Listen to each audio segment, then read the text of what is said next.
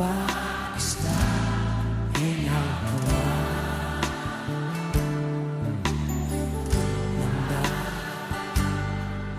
Não dá mais pra voltar.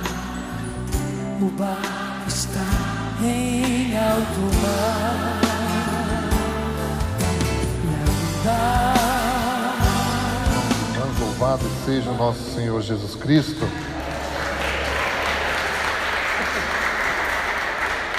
Louvado seja o nosso Senhor Jesus Cristo.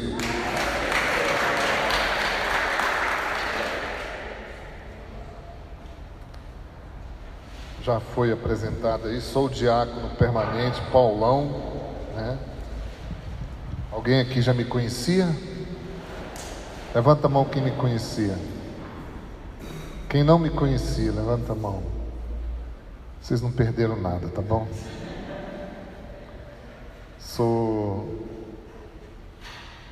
Fui ordenado tem vai fazer 3 anos agora em novembro, né? E sou casado, tenho 2 filhos. A minha esposa chama Lu, meu filho mais velho Gianpietro, o filho mais novo Samuel. Durante 10 anos participei da comunidade Aliança de Misericórdia, fui um dos precursores lá, o primeiro casal consagrado da comunidade. Morei 8 anos em São Paulo na missão lá, 7 anos trabalhando em presídios, né, com morador de rua, garotas de programa, menino de rua. E em 2008 eu voltei para Belo Horizonte e hoje me tornei diácono permanente. Cuido de uma vila aqui no bairro Jaraguá, né, e pertenço à paróquia Santo Antônio da Pampulha, né, e com muita alegria estamos aqui hoje. Eu vou fazer uma explanação sobre o Evangelho de Lucas. Então eu queria que vocês abrissem no capítulo 1.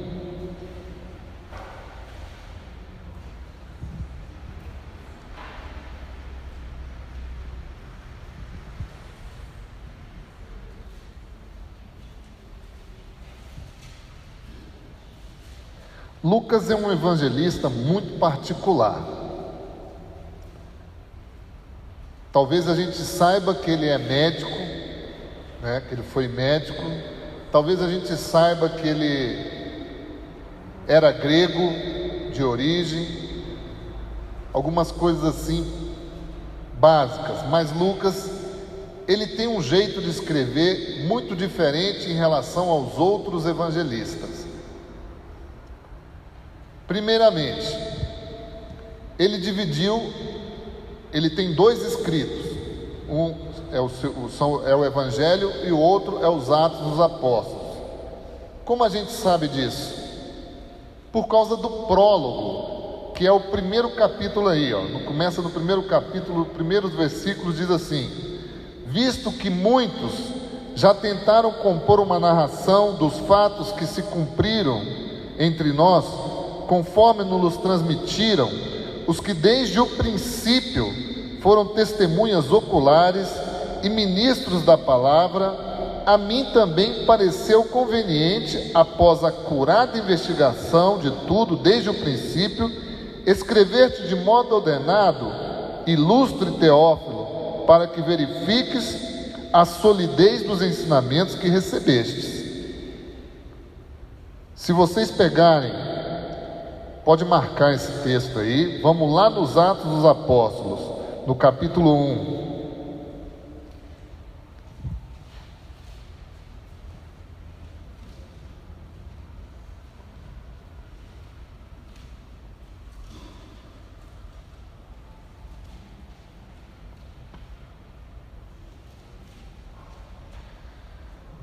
E ele escreve aqui, ó: compus num primeiro relato. Qual é o primeiro relato? O Evangelho, né? Que foi o primeiro relato. Ele está dizendo: compus meu primeiro relato, ó Teófilo. Lá no final ele fala, no Evangelho ele fala: ó ilustre Teófilo. No finalzinho aqui ele já fala assim: compus meu primeiro evangelho, no primeiro relato, ó Teófilo, a respeito de todas as coisas que Jesus fez e ensinou desde o início, até o dia em que foi arrebatado, depois de ter dado instruções aos apóstolos que escolhera sob a ação do Espírito Santo. Ainda a eles apresentou-se vivo depois de sua paixão, com muitas provas incontestáveis. Durante 40 dias apareceu-lhes e lhes falou do que concerne o reino de Deus. Então, no decurso de uma refeição com eles, ordenou-lhes que não se afastassem de Jerusalém, mas que aguardassem a promessa do Pai, a qual disse ele: ouviste de minha boca. Pois João batizou com água, mas vós sereis batizados com o Espírito Santo dentro de poucos dias. Então a gente vê que ele faz a ligação do primeiro relato com o segundo relato. Através de quem? Através de Teófilo. Só que esse Teófilo só existe no Evangelho de Lucas e nos Atos dos Apóstolos, e somente nesse prólogo. Esse Teófilo não aparece mais em canto nenhum da Bíblia. Em grego, Lucas era um escritor de um grego polido. Ele era grego de origem e sabia muito bem o grego. Então o seu grego é um grego muito mais clássico do que o grego koiné, que foi traduzido a toda a Bíblia. Ele escreve de forma ordenada. Isso ele escreve aqui, ó: desde o princípio, conforme nos transmitiram, desde o princípio foram testemunhos oculares, escrever de forma ordenada, né? Se a gente pegar, por exemplo, o evangelista João não escreve de forma ordenada. Se você pegar lá o capítulo 11, João está falando de um acontecimento que está lá no capítulo 12, quando ele chega lá e aquela mulher lava os seus cabelos com o pé, Maria, né? Lá em Betânia, na casa de Lázaro. E ele está falando isso no capítulo 11, um fato que vai acontecer ainda lá no capítulo 12. O capítulo 6 de João, por exemplo, fala do discurso do pão da vida, que é um discurso que está na Santa Ceia. E a ceia de João é lá na frente, do capítulo 18 para frente. Mas não quer dizer que não tenha sentido as coisas que João escreve. É só para mostrar, para vocês verem que Lucas escreve de forma ordenada e João não tem preocupação cronológica como Lucas teve. Então, Teófilo, quem é esse Teófilo? A palavra Teófilo em grego, Theo, Deus, Philos, amigo. Então Lucas escreve para quem quer ser amigo de Deus. Alguém aqui quer ser amigo de Deus?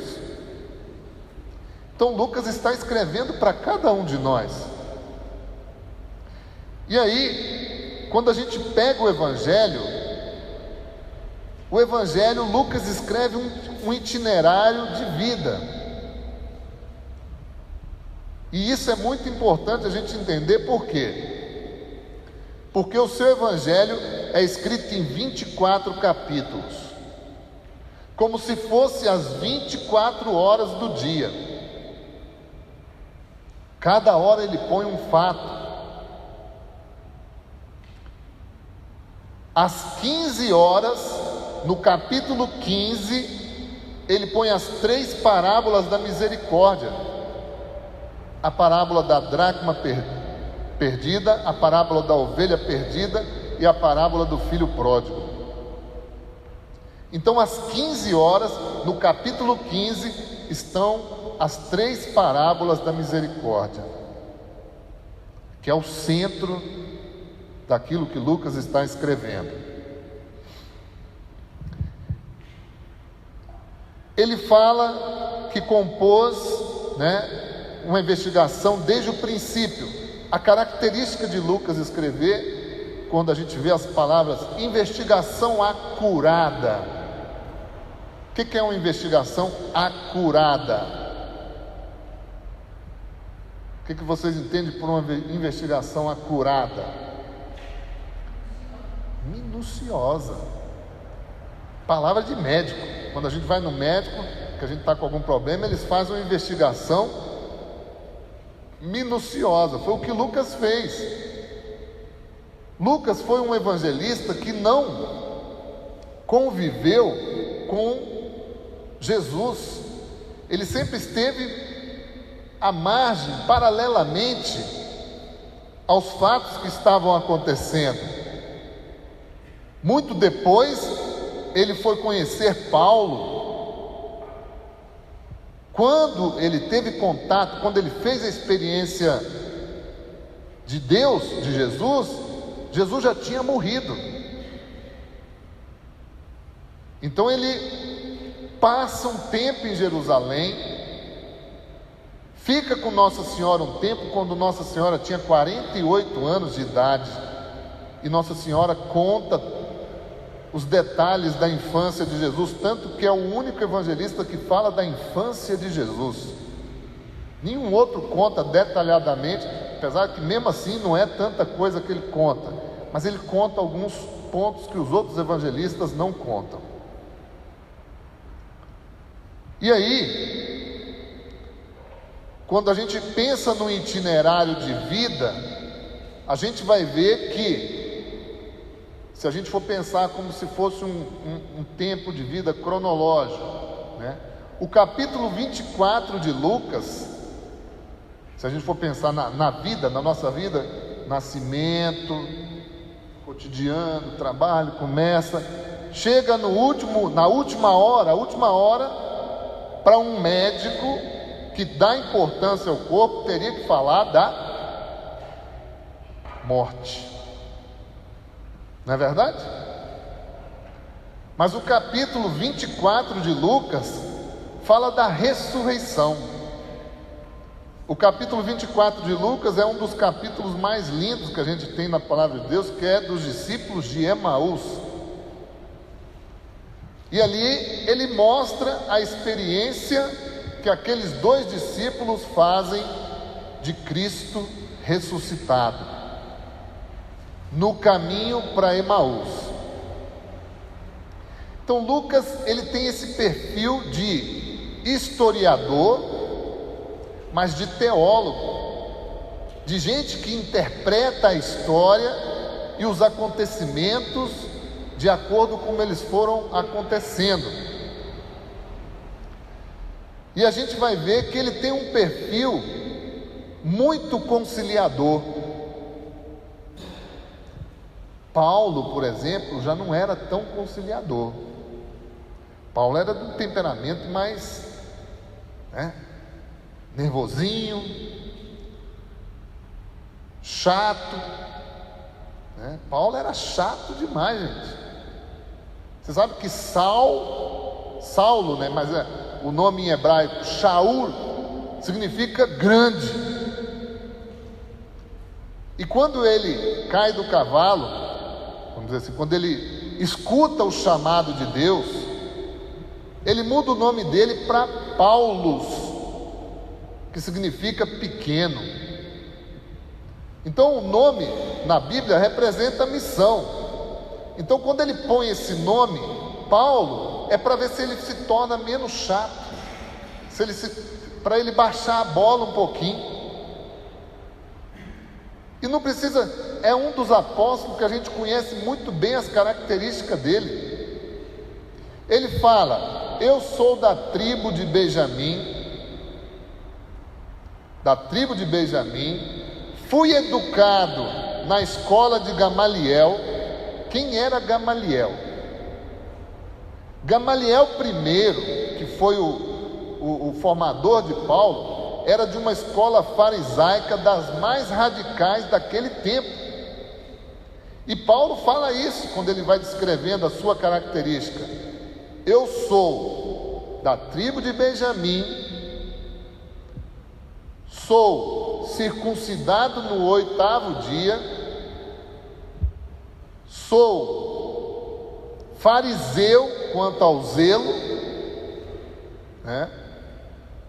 E Paulo ainda tinha cidadania romana. Como? Ninguém sabe. Provavelmente porque os pais dele tinham posse e compraram a cidadania romana. Então o que acontece? Paulo não foi crucificado exatamente porque ele tinha cidadania romana, porque os romanos não crucificam romanos. Era uma injúria crucificar um cidadão romano. Então Paulo foi morto como? Decapitado.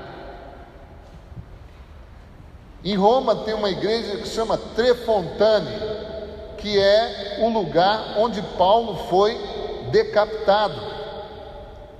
E onde a cabeça dele bateu, nasceram 3 fontes de água. E essas fontes de água jorram lá até hoje. Uma sai água quente, a outra sai água morna e a outra sai água fria. Está lá até hoje. Eu passei em frente, só não consegui entrar. Aí a gente vai ver que ele sabia muito bem o grego e também sabia hebraico. Onde Paulo viveu tinha um porto importante. Paulo de Tarso, na cidade de Tarsis, tinha um porto importantíssimo, onde ele fazia as transações comerciais como intérprete, traduzia do hebraico para o grego e do grego para o hebraico. Ele era bilíngue. E aí, depois de um certo tempo, ele começa a ser aquele que vai perseguir aqueles que seguem o caminho. Quem era o caminho? Jesus. Então, olha que coisa interessante. Ele passa a perseguir. Quando ele tinha mais ou menos os seus 30 anos, morre Estevão apedrejado, e ele aprova a morte de Estevão. Depois que ele se converte, ele começa ainda, ele ainda tem aqueles traços de uma pessoa com um temperamento forte, né? Que vai sendo moldado, né? E aí o que ele faz? Ele, depois do caminho de Damasco, depois que Ananias reza por ele, vai para a região mediterrânea, monta a primeira comunidade, que é a comunidade tessalônica. E aí acontecem alguns problemas. Tem a questão daqueles que são judaizantes, a questão daquilo que ele estava pregando para os gentios com a questão da circuncisão. Desce para Jerusalém, tem o concílio de Jerusalém, reúne com Pedro, tem uma briga com Pedro, ele tem uma discórdia com Pedro e chama a atenção de Pedro. E olha que ele nem conhecia Pedro, ele tinha visto falar, mas não conhecia. Foi a primeira vez que ele se encontrou com Pedro, 14 anos depois que ele se converteu. Aí, quando ele volta, isso está lá na carta aos Gálatas, quando ele volta para encontrar com Barnabé e outros dos seus seguidores, que eram seus companheiros, ele fala dessa forma: tive com os notáveis de Jerusalém. Quem eram os notáveis de Jerusalém? Pedro, Tiago e João. Tive com os notáveis de Jerusalém. Eles não me ensinaram nada, e ainda tive que chamar a atenção de Pedro. Não é uma fala de quem ainda carrega aquela ranzinzice, aquela coisa assim, eu sou tal. Ele ainda estava agindo como Saulo. Mas quando a gente abre lá o capítulo 12 da primeira carta aos Coríntios, nós vamos ver o centro daquilo que Paulo queria chegar. Ainda que eu falasse a língua dos homens e dos anjos e não tivesse a caridade, eu não seria nada, seria como um bronze que tine. no versículo 4 até o versículo 8, nós temos 15 verbos para dizer o que é a caridade. Caridade é isso, a caridade é aquilo, a caridade é paciente. Como que Paulo chegou nesse ponto? Olhando para a cruz, meditando no crucificado, porque ele queria ser igual ao crucificado. Ele foi moldando o seu temperamento, moldando a sua vida. E aí ele escreve esse hino, que chama o hino à caridade, do capítulo 12, versículo 31 até o 13, que é um dos textos lindíssimos da palavra. E como que ele ia fazendo? Ele escrevia assim: Paulo é paciente, Paulo é bondoso, Paulo é prestativo. Ele começava a ficar, quando ele colocava Jesus é paciente, Jesus é bondoso, Jesus não guarda rancor, Jesus não se alegra com a justiça e tal. Aí ele chorava amargamente na presença daquele que morreu crucificado e que se tornou humilde. Ele também queria ser humilde, a ponto dele escrever depois: já não sou eu que vivo, mas é Cristo que vive em mim. Combati o bom combate, estou pronto para receber a coroa da vitória. Agora Lucas, quem era Lucas? Um cara conciliador.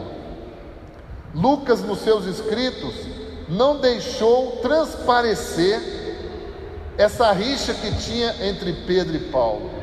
A gente compreende essa dificuldadezinha que existiu entre eles nos escritos paulinos, mas nos escritos de Lucas a gente vai ver que os dois, nos Atos dos Apóstolos sobretudo, têm uma importância fundamental para a expansão da igreja.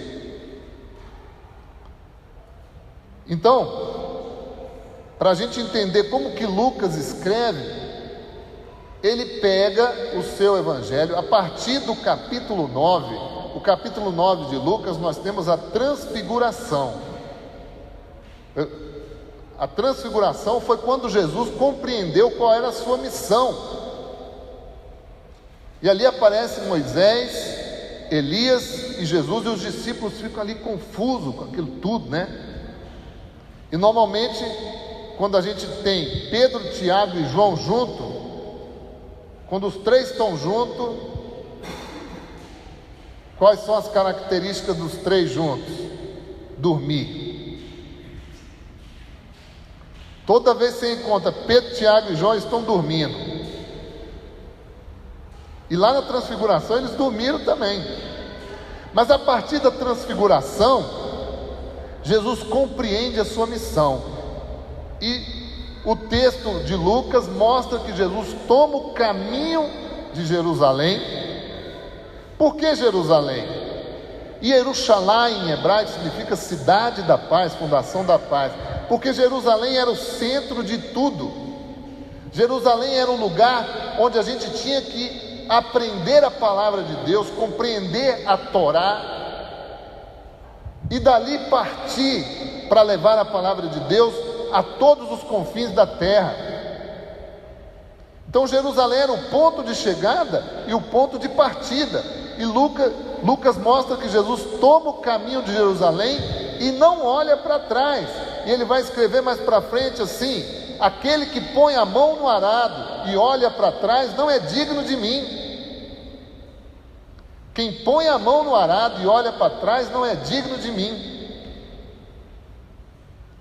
E Jesus vai para Jerusalém sabendo tudo que lhe vai acontecer. Jesus não foge da cruz, não foge do sofrimento. Ele vai com coragem, com a força do Espírito Santo. E aí, a gente vai vendo todo esse trajeto. No Evangelho, nos Atos dos Apóstolos, se a gente pensar assim, Lucas, no Evangelho, mostra o que Jesus fez. Qual foi o caminho que Jesus trilhou, mostrando com isso como os seus discípulos, como aqueles que querem ser amigos de Jesus, devem trilhar. E nos Atos dos Apóstolos, Lucas mostra o caminho da igreja, como essa igreja caminha. Então, logo no início dos Atos dos Apóstolos, quando a gente viu ali no capítulo 1, se a gente for ver, nós temos o momento da ascensão. Ele diz assim, a partir do versículo 8: mas recebereis uma força, a do Espírito Santo, que descerá sobre vós, e sereis minhas testemunhas em Jerusalém, em toda a Judéia e Samaria, e até os confins da terra. 8: dito isto, foi elevada à vista deles, e uma nuvem o ocultou a seus olhos. Estando a olhar atentamente para o céu, enquanto ele se ia, 2 homens vestidos de branco encontraram-se junto deles e lhe disseram: homens da Galiléia, por que estáis aí a olhar para o céu? Este Jesus que foi arrebatado dentre vós para o céu, assim virá, do mesmo modo como vistes partir para o céu. Então, em Lucas a gente vê uma ação do Espírito Santo que está agindo nos seus discípulos, nos discípulos de Jesus. Então, o caminho que Lucas nos mostra nos Atos dos Apóstolos é o caminho da igreja, é o caminho daqueles que querem ser discípulos de Jesus, é o caminho daqueles que receberam essa força do Espírito Santo. E a força do Espírito Santo é para quê? Para primeiro nos transformar em testemunhas de Jesus. E Lucas vai mostrar que o Espírito Santo é primeiro aquele que nos faz testemunhas, é aquele que nos dá coragem, é aquele que nos ensinará todas as coisas, é aquele que vai nos defender.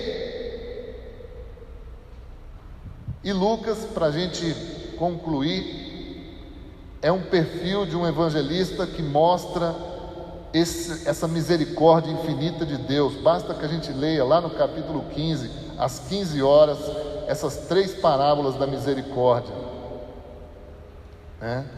No capítulo 15, mostra esse Deus que nos abraça, que nos acolhe, apesar das nossas misérias, apesar dos nossos pecados, apesar das nossas fraquezas. O Salmo, se eu não me engano, eu não sei o número dele, mas ele fala assim que enquanto eu carreguei o meu pecado, a mão de Deus pesava sobre mim. O pecado traz um peso na nossa vida, e a palavra traduzida para peso é onkos, que vem que a gente coloca também como oncologia, e oncologia estuda sobre câncer. Então o Salmo mostra que o pecado é como um câncer na nossa vida, que enraiza, que muitas vezes cria muitas raízes, e às vezes a gente não consegue fugir dele. E Lucas vem mostrar que quando Jesus passa por tudo que passou, inclusive mostrando na cruz tinha 2 ladrões. Todos os outros evangelistas, Mateus, Marcos e João, diz que os 2 insultavam Jesus. Lucas é o único que diz que um insultava e o outro roubava o coração de Jesus naquele momento na cruz, e se tornou o primeiro a inaugurar o paraíso. Então Lucas é aquele cara da misericórdia,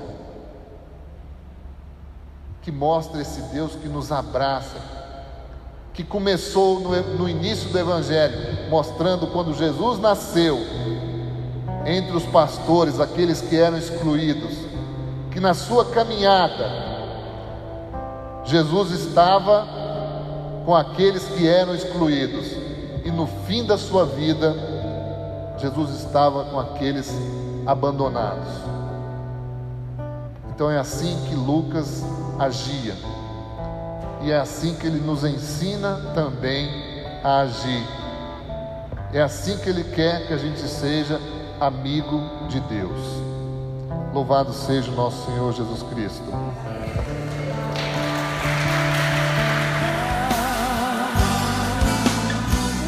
Mas pra negar, o mar é Deus e o barco sou eu, e o vento forte que me leva pra frente